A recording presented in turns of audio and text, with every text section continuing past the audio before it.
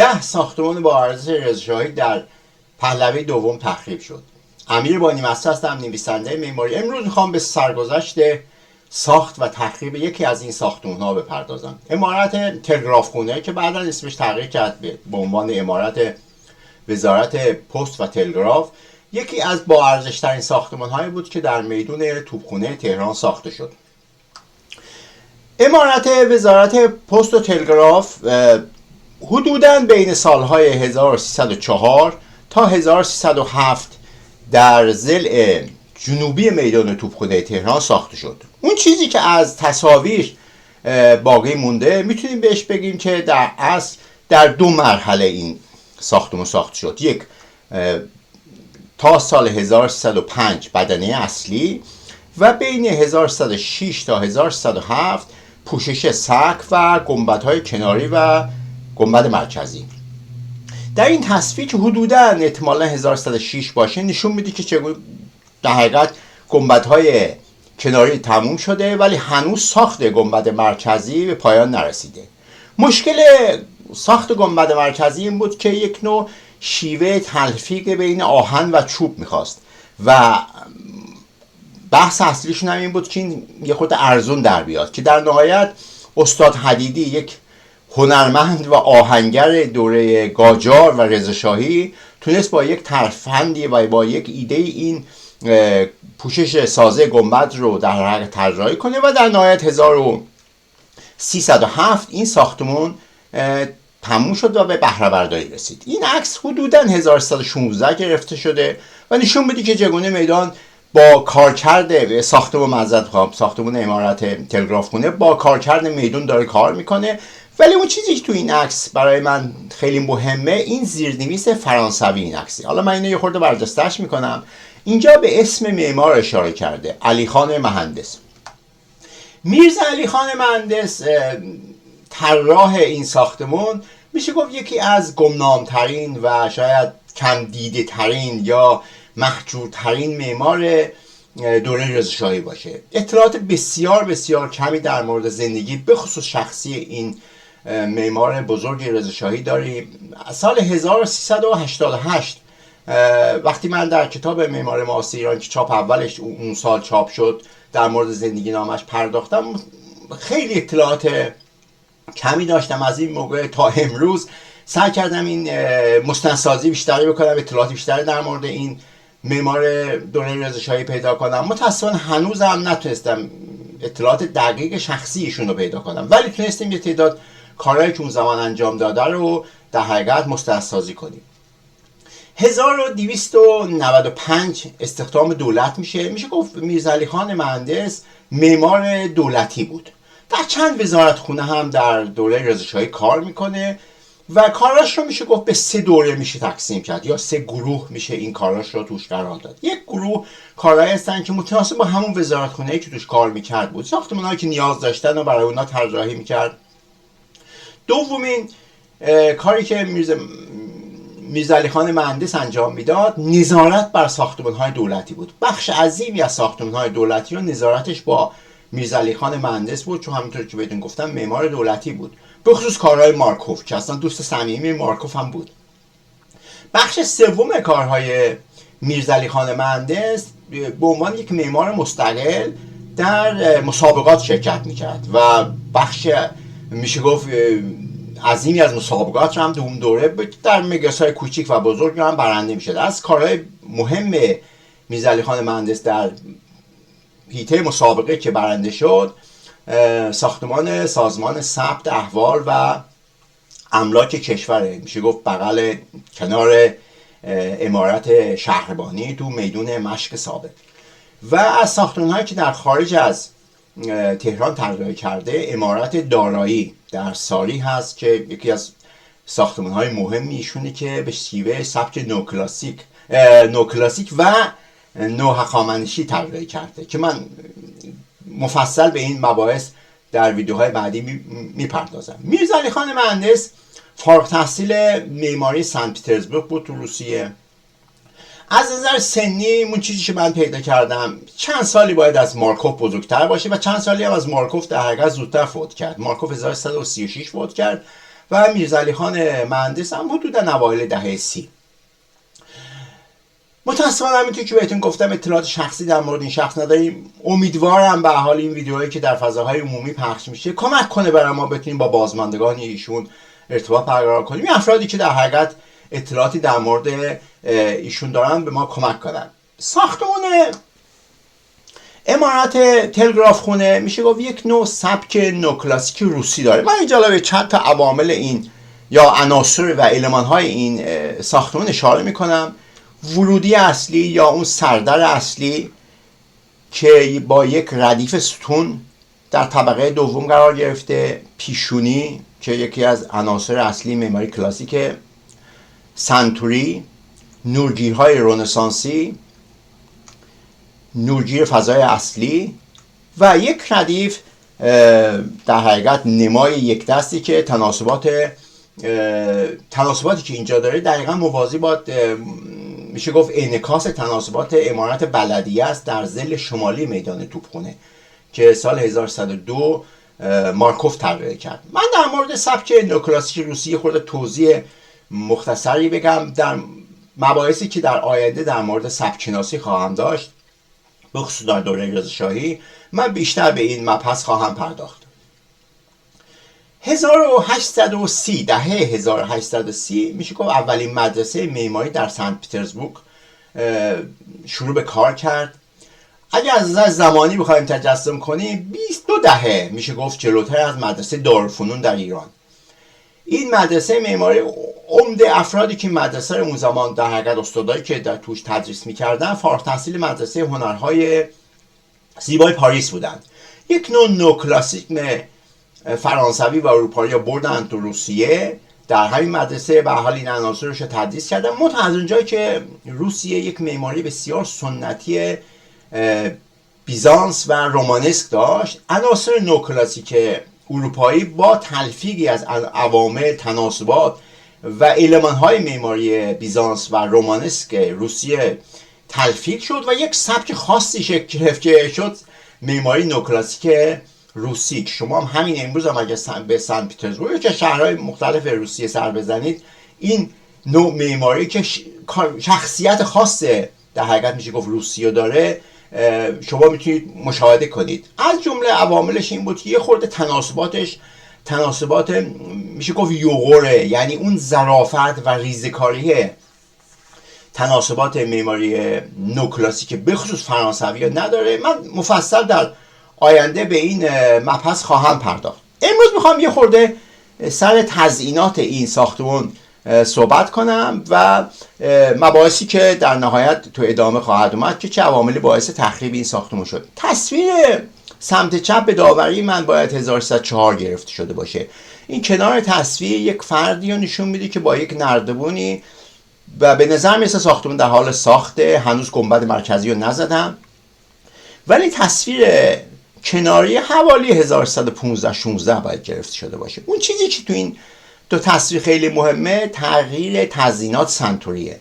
در سال 1104 هنوز تزیینات سنتوری به گاجار تعلق داره، یک نماد شیر با در حقیقت میشه گفت عنصر ثابت تزیینات گاجاریه با تزیینات پرچم دور این نماد شیر و در تصویر دوم میشه گفت تحت تاثیر تزیینات سنتوری دوره رنسانس ایتالیا و حالا کشورهای اروپایی است که الهه‌های یونان و روم اینجا شما میتونید ببینید. اون چیزی که در این دوتا تصویر ثابته همون نماد شیر و خورشیدی است که بهتون گفتم تو در دوره قاجار هم به بوفور یافت میشد.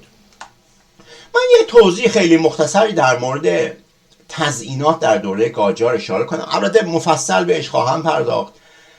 در میشه گفت 1313 رو اگر مبنای تاریخی بگیریم که مصادف است با کنگره هزار فردوسی در ایران، بعد از این تاریخ عناصر نماهای ساختمان به خصوص پوسته بیرونی ساختمان تحت تاثیر عناصر و تزیینات و نمادهای ایران باستان بود که بعد از این تاریخ بیشتر ما با این نمادها آشنا هستیم، یعنی استفاده کردن سرستونهای تخت جمشید، هخامنشی، تزیینات و موتیفا.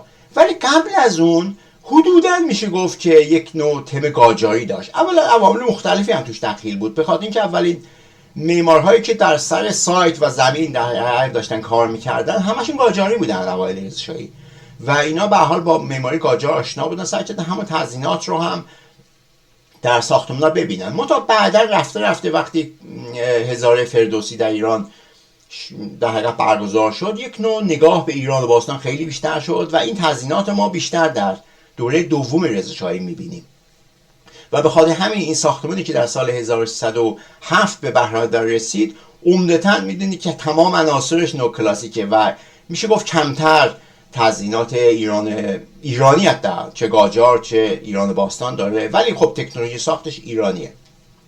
منتها یه نکته‌ای هم اینجا من باید تاکید کنم، اینی که گرایش به ایران باستان مختص دوره رضاشاهی به خصوص دوره دومش نبود. در دوره قاجار هم ما ساختمان‌هایی داریم که با تزیینات و سرستون‌های ایران باستان ساخته شده و حتی در هندوستان معابد زرتشتی‌های هند که ایرانی‌ها رأس بودن از سرستون‌های تخت جمشید استفاده می‌کردن. ولی در دوره رضاشاه به خصوص در نیمه دومش دوباره برگشت به این تزیینات است که میگم من مفصل به این موارد خواهم پرداخت. این ساختمون یه مختصر در مورد ارتباط ساختمون با میدون میگم. میدون میشه گفت میدون توپخونه که بعداً شد میدون سپه، میشه گفت همه عوامل و عناصر یه میدون کلاسیک رو داره. اولین موردش اینه که تناسبات و فضاهای بازشه عمارت تلگراف خونه دقیقاً انعکاس بلدیه هست، اما توی که بهتون کار مارکوفه و در سال 1302 ساخته شده. یعنی وقتی میخواستن عمارت تلگراف خونه رو طراحی کنن به تناسبات و فضاهای بازشه بلدیه خیلی توجه کردن که در نهایت این دو ضلع جنوبی و شمالی میدون تا حدودی عین هم باشه و در حقیقت یک نوع زیباشناسی خاص خودش داشته باشه. از جمله عوامل کلاسیک میدون میتونیم به مجسمه اشاره کنیم که از روم باستان تا قرن 19 معمولا مجسمه جزء عناصر معماری میدون ها بود. آبنما را داریم و در نهایت در انتهای تصویر در ضلع غربی میدون ساختمان لیستر. این ساختمان لیستر در سال 1317 بهره‌برداری رسید. روبروی همین ساختمان در ضلع شرقی هم ما امارت پست و امارت بانک شاهی داریم که 1309 دیگه داشتن در حقیقت استفاده میکنن. البته سردر ساختمان یه مختصر کار داشت. این عکس حوالی 1123-24 به نظر من باید گرفته شده باشه توسط در حقیقت اون زمان که ایران اشغال شد توسط نیروهای متفقین و یک افسر یا یک سرباز این نیروهای متفقین رو داره نشون میده. اینجا نشون میده که میدان چگونه دیگه تبدیل به یک عنصر اصلی این عمارت تلگراف خونه تبدیل به یک عنصر اصلی میدون شده و درستی که کمی عناصر قاجاری داره، ولی در نهایت تم اصلیش یا اون شخصیت اصلیش رضاشاهیه. در این عکس متعلق به نیمه دوم دهه 30 که دیگه اینجا خود ساختمان و میدون میشه گفت مقبولیت عام دارند و یک نوع زندگی و یک نوع حرکت توش جاریه و میشه گفت که میدون میدون بخشی عظیمی از این حرکت‌های شهری شده. اولین اطلاعی که سازمان مخابرات اون زمان داد به اسم پست و تلگراف در سال 1334 بود. گفت که با زدن زیرگذر میدون سپه امارت پست و تلگراف یا امارت تلگراف خونه نشست پیدا کرده و ما برای اینکه جلوی نشست بگیریم یه تمهیداتی انجام دادیم که جلوی نشست رو در حقیقت بگیریم ساختمان بیشتر آسیب نبینه. همون زمان به فاصله خیلی کمی شهرداری یک گزارش 20 صفحه‌ای پخش کرد یا در حقیقت تنظیم کرد و بخش عظیمی از این گزارش شهرداری هم انعکاس مطبوعاتی وسیعی داشت. جوهره گزارش شهرداری همون زمان این بود که این ساختمان با خشت و چوب ساخته شده، ساختمان عمارت تلگراف خونه. به مرور هم رطوبت همه عناصر ساختمان رو فاسد کرده، چوبا فاسد شدن و به معنی واقعی واژه با زیرگذر بدون زیرگذر این ساختمان در حال تخریب بود و در نهایت تخریب خواهد شد. هیچ ارتباطی هم به زیرگذر نداره. اون چیزی که این گزارش رو برای من حداقل جالب میکنه، میگه کارشناسای ما اینو تشخیص دادن. کارشناساشون هم در حقیقت نوشته آقایان مهندس فروغی و مهندس صادق. اینا تشخیص دادن که همونطور که بهتون گفتم این ساختمان از خشت و چوب ساخته شده، به مرور هم رطوبت تاثیر گذاشته و در نهایت یه تمهیداتی بیاندیشید که ساختمان رو حفظ کنیم تا ساختمان در گزارش دیگه وزارت در حقیقت مخابرات، سازمان مخابرات بود که در ساختمانی که در خیابان اول ناصر خسرو داشتن میساختن که 1339 همون افتتاح شد، اون تموم بشه و این ساختمان رو کارمندا رو تخلیه کنیم و در نهایت اینو به مرور ساختمان رو تخلیه کنیم و تخریب کنیم و در نهایت تموم شه، داستان تلگراف خونه از بین بره.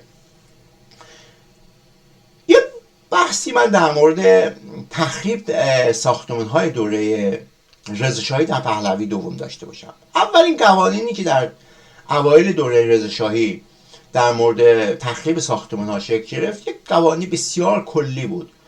اون چیزی که اون موقع نوشته بودن این بود که هر ساختمانی که بعد از زندیه در ایران ساخته شده فاقد ارزشه و مگر اینکه کارشناسا و اهل فن برن نگاه کنن و بگن این ساختمان ارزشمنده و نگرش داریم. این یک میشه گفت نگاه کلی بود به ساختمان‌ها. متاسفانه حالا امضای این دو معمار بزرگ ایرانی محسن فروغی و علی صادق رو شما زیر این گزارش میبینید. اینا یک در مقاله‌ای که نوشتن، در سخنرانی‌هایی که از ایشون باقی مونده، یک نوع نگاه میشه گفت بدبینانه‌ای نسبت به معماری رضاشاهی به خصوص معماری نوکلاسیک و سبک ملی داشتن. نظرشون بر این بود که این ساختمان‌ها قدمتی ندارن، کمتر از 20 سال ساختیم، معماریش هم ایرانی نیست مثلا، خب چه هیچ تأثیری هم نداره که بود یا نبودش. به خاطر همین هم خیلی راحت میشه گفت که حکم تخریب ساختمان‌ها رو میدادن که بیشترین تخریب هم در حقیقت بین نیمه دوم دهه 30 و نیمه اول دهه 40 اتفاق افتاد که بیشترین تخریب ما تو این دوره داریم. من حدوداً 15 ساختمان به معیار امروز البته با ارزش پیدا کردم که در دوره رضاشاهی ساخته شده و در دوره پهلوی دوم تخریب شده.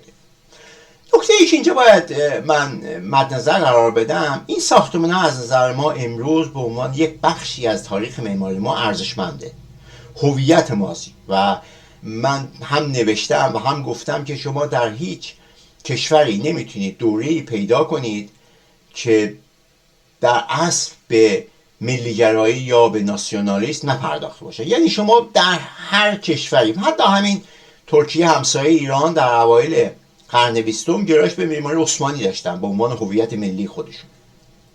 ولی اون دوره همونطور که بهتون گفتم این بزرگان ما که امین شهرداری بودن، محسن فروغی، علی صادق، حتی کیقوباد ظفر بختیاری، اینا امین شهرداری بودن، کارشناس شهرداری بودن و حکم میدادن که این ساختمان‌ها ارزشمند نیست.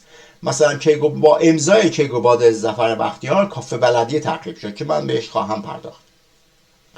ولی این ساختمان‌ها منهای نظر این معمارهای ارزشمندی که واقعا کارهای خوبی هم تو ایران انجام دادن، همونطور که بهتون گفتم بخشی از هویت ماست، بخشی از هویت معماری رضاشاهیه و اگر تخریب نمی‌شدن و اگر امروز ما این ساختمان‌ها رو داشتیم، واقعا یکی از زیباترین نقاط تهران همین میدون توپخونه یا میدون سپه بود که میتونستیم اونجا بریم و در حقیقت جذب توریست یکی از مهمترین فاکتورهای همین میدون بود که متاسفانه اینا رو از دست دادیم. یه موردی هم من در مورد مثلا این معمارها بگم، اینا واقعا معمارهای قدرتمندی هم بودن از نظر اجتماعی، از نظر سیاسی، از نظر علمی در همون دوره، به خصوص دهه 30 و دهه 40. مثلا همین محسن فروغی بهتون بزنم. محسن فروغی به حال پدرش محمد علی فروغی 3 دوره نخست وزیر ایران بود و یک پایگاه اجتماعی داشت. از نظر سیاسی خودش عضو حزب مردم بود، دهه 30 نماینده تهران بود تو مجلس، دهه 40 و 50 سناتور بود. یعنی میخوام بگم یه پیشینه خیلی قوی سیاسی هم داشت. و از نظر آکادمیک همون زمانی که این حکم تخریب این ساختمان رو داد، رئیس دانشکده هنرهای زیبای دانشگاه تهران بود. یعنی یه فردی است که رئیس دانشکده هنرهای زیبای دانشگاه تهران، تشخیص داده این ساختمان بی‌ارزشه. من بعد خیلی وقتا فکر می‌کردم که اون زمان آیا کسی هست که مثلا در سطح فروغی باشه و بگی که این ساختمان رو حفظ کنیم؟ حتی فروغی از نظر صنفی هم یک قدرت فوق‌العاده‌ای داشت. مثلا نگاه اولین انجمن آرشیتکت‌های ایرانی دیپلمه که در سال 1323 شکل گرفت، فروغی به هر حال ارکان اصلیش بود. یا حتی انجمن دوم به اسم انجمن آرشیتکت‌های ایران که در دهه 40 شکل گرفت، فروغی رئیسش بود. یعنی میخوام بگم از هر زاویه این معمارها مورد قبول دولت مردان بودن و برای همین هم خیلی راحت حکم تخریب و این ساختمان‌ها رو میدادن و کسی هم اون موقع سوال نمیکرد. منتها این روند بعد از نیمه دوم دهه 40 که دفتر مخصوص فرح پهلوی میشه گفت یک شکل گرفت و بیشتر به این مباحث پرداخت، نامه‌ای به تمام ارگان‌ها نوشت که از این بعد ساختمان‌ها رو تخریب نکنید، اگه تخریب کنید باید با این دفتر در حقیقت اطلاع رسانی کنید که کارشناسا برن نگاه کنن. میشه گفت کمتر شد یعنی تخریب‌های ساختمان‌ها به خصوص دوره رضاشاهی. یه عکسی از زنده یاد محمود پاشزاد باقی مونده که ایشون تصویر رو فکر کنم 1336-37 باید عکس گرفته باشن و به خوبی این عناصر رو نشون میده. این بال شرقی میدونه که بحث امروز ماست که چگونه نشست پیدا کرد. من این بخش از تصویر رو بزرگتر میکنم تا بتونیم بیشتر روش صحبت کنیم. این خروجی و ورودی زیرگذر میدون سپهه. فاصله این زیرگذر با خود بدنه اصلی ساختمون طبق این عکس، اگر این افراد رو که در حقیقت تو پیاده رو افزن اشل بگیریم، مقیاس بگیریم، حدودا نباید بیش از 2 متر باشه. یعنی بدون هیچ تمهیداتی، بدون هیچ مقاوم سازی این زیرگذر رو اومدن زدن، یعنی زمین رو خالی کردن، زیرگذر زدن و در نهایت خب طبیعی از ساختمان دوره قاجاری که حتی با تکنولوژی قاجار هم ساخته شده باشه و این ساختمان ها معمولا سنگین هستن از نظر وزنی و این هم باعث میشه که خب نشست پیدا کنه. یه تمهیداتی انجام دادن، یک ستونهای هایلی گذاشتن که جلوی رانش یا نشست ساختمان رو بگیره. حتی این باعث شد که بخشی از این پیاده رو هم نشست پیدا کنه به خاطر اینکه خود ساختمان داشت تخریب میشد. و این ساختمان در سال 1339 با تموم شدن ساختمان مخابرات در اول خیابان فردوسی تخلیه شد و عملا دیگه از اون تاریخ این ساختمان رو تخریب کردن. بین سالهای 1339 تا 1347 این زمین خالی بود که در سال 1347 برجی که مهندسین مشاور عبدالعزیز فرمانفرمایان طراحی کردن اینجا شروع کردن به ساختن که در نهایت 1351 این ساختمون تکمیل شد و میشه گفت دیگه میدون اون هویت قبلی خودش رو از دست داد، به خصوص بعد از تخریب بلدی که من مفصل بهش خواهم پرداخت در یک مبحثی و خواهم گفت که واقعا اینا بخشی از هویت ما بودن. من همونطوری که بهتون گفتم اینا جزئی از ملیگرایی ما هستن. اون دوره معمارا به هر حال یه جور دیگه فکر می‌کردن، به خصوص معمارهای دوره رضاشاهی. از میتونیم اشاره کنیم به کریم طاهرزاده بهزاد که آرامگاه فردوسی رو سال 1313 طراحی کرد، یا افراد دیگه مثل نیکولا مارکوف، آندره گودار که موزه ایران باستان رو با گرایش به در حقیقت عناصر و المان‌های ایران باستان طراحی کرد، و حتی میرزاعلی خان مهندس که چندین ساختمان به سبک ملی و نوکلاسیک داره که من بهش مفصل خواهم پرداخت. متاسفانه همونطور که بهتون گفتم این معمارا جوری دیگه ای فکر میکردن. دهه 30 هم خیلی دهه در حقیقت ساخت و ساز زیادی نبود و بیشترین تخریب ساختمان‌های نیمه کاره رضاشاهی که تکمیل نشده بود تو همون دهه اتفاق افتاد که من مفصل همه رو بهش خواهم پرداخت. مرسی از اینکه توجه کردید. هدف من از این مباحثی اینجا مطرح میکنم. یک نوع نگاه کردن دوباره به معماری معاصر ایران به خصوص دوره پهلویه. من فعلا تمرکزم رو دوره پهلوی، همونطور که در ویدیو اولم که در مورد ساختمان نفت، پروژه ساخته نشده ساختمان نفت در سایت عباس‌آباد تهران اشاره کردم. نمیدونم چند سال طول بکشه، ولی دوست دارم دونه دونه این ساختمان ها رو با هم بررسی کنیم، چه سیری داشتن، چرا تخریب شدن، چه اونایی که موندن چه تغییراتی در حقیقت روشون اعمال شده و بردن این مباحث به فضای عمومی است که بتونیم بیشترین در حقیقت تاثیر رو افکار عمومی به نظر من داشته باشیم. یک نوع نگاه بحثم حسرت‌گرایی نیست یا نوستالژیک نیست، بیشتر بحثم نگاهی است که این ساختمان برها جزئی از ما هستن، جزئی از هویت ما هستن. ممنون از اینکه توجه کردید. میبینیدتون در ویدیو بعدی. بدرود.